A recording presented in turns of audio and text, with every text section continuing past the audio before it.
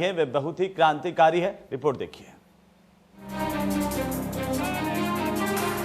किसानों से जुड़े तीनों अध्यादेश को लेकर बीजेपी राष्ट्रीय अध्यक्ष जेपी नड्डा ने दावा किया है कि ये तीनों विधेयक बहुत दूरदृष्टि रखते हैं।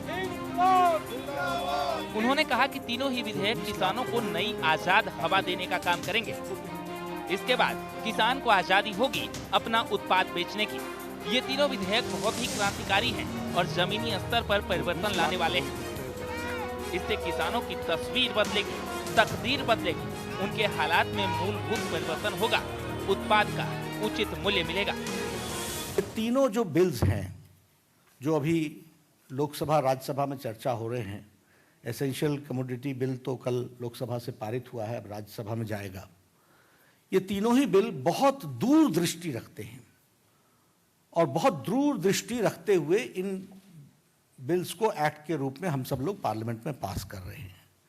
यह किसानों के उत्पाद का, प्रोड्यूस का दाम बहुत तीव्र गति से आगे बढ़ाने वाले ये तीनों ही बिल रहने वाले हैं। और उसी तरीके से निवेश हो एग्रीकल्चर सेक्टर में,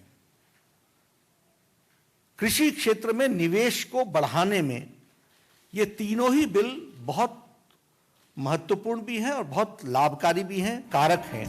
वहीं घरौंडा की नई अनाज मंडी में पहुंचे पूर्व सीएम भूपेंद्र सिंह हुड्डा ने कहा कि तीनों अध्यादेशों से कृषि व्यवस्था और मंडियां खत्म हो जाएंगी। लोगों से जनसंवाद के बाद हुड्डा ने कहा कि वे तीनों अध्यादेश प्रदेश में लागू नहीं होने देंगे। जो ऑर्डिनेंस जा रहे हैं उनके ऊपर ऐतराज है और जिस किस्म से आ रहे हैं उससे उनको लगता है कि मंडी है जो हजारों करोड़ रुपया सरकार है पंजाब, हरियाणा, पंजाब में वो व्यर्थ हो जाएगा और किसान का शोषण होगा।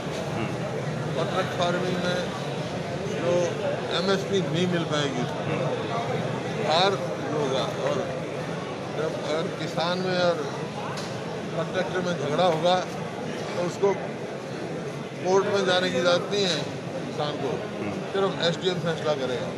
तो इस किस्म से उसका नुकसान है। एक तो ये है, एक जो अब ये जीरी आई हुई है उसकी MSP नहीं मिल रही इनको और जीरी की खरीद जो है तभी से शुरू हो जानी चाहिए। अभी कह रहे 25 से करेंगे हम, सिर्फ किसान मजदूर परेशान है, मजदूरों की नहीं।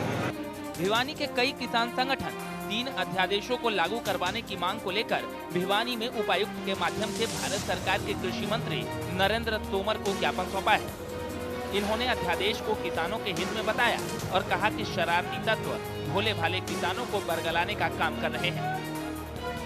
Bureau report, India news, Haryana.